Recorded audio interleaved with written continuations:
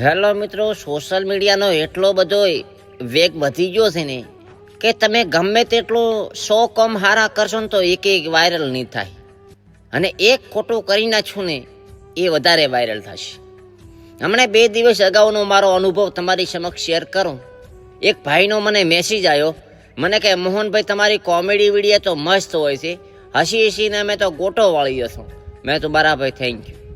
મને કે એક મારું કામ કરો કે મારા હજી સુધી લગ્ન થયા નથી, 30 વર્ષ છે મારા લગ્ન થયા નથી, એટલે મહેરબાની કરીને કે મોઢાઓ બાબતેની કોમેડી કરવાનું તમે છોડી દો. ખરેખર મને અંદરથી દુઃખ છું કે એની લાગણી દુભાય છે. આવા ઘણા બધા મિત્રો છે મેં લાગણી દુભાવી છે.